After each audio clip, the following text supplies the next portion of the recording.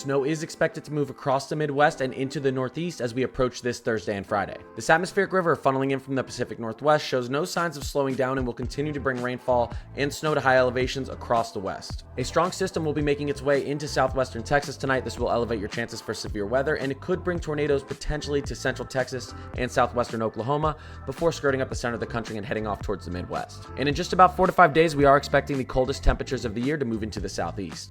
Let's talk about the weather. You can see this trough is expected to start digging into the Midwest and up towards the Northeast as we approach this Wednesday. Although we will have very cold temperatures aloft, the temperatures near the surface will be above freezing. This is expected to cause a lot of mixing and potentially just drop the most snow at high elevations. Although we are expecting this trough to negatively tilt as it moves across the Midwest. This will help to pull warmer air north of the system while that colder air is circulating to the south. What this does is cause a temperature gradient, which in turn causes a pressure gradient. This means wind. That is why I do think across some of these higher elevation areas of the Northeast, you could see blizzard-like conditions. A lot of this will still depend on how amplified this trough is when it moves in and how much tilt we get out of the system. And remember, if we do hold this positive PNA pattern, which is ridging in the west and troughing in the east, and we keep this green limb block, we could potentially see 1 or 2 systems after this that try to sweep into the east. That is still a little bit far out, so we'll wait a little bit longer to start forecasting that. When we're still over 72 hours out from a potential snowstorm, I do like to use the Euro. It tends to do the best with snowfall accumulation and where that snowfall will actually happen. This is our latest run of the Euro, and you can see it actually has pulled off of totals quite a bit. Although it does show a dusting to an inch over a larger swath of the Midwest and does bring some of that snowfall potentially closer to the East Coast. As I've said in my live stream, once we move into tomorrow and we're able to take a look at some of our more short range models like the NAM,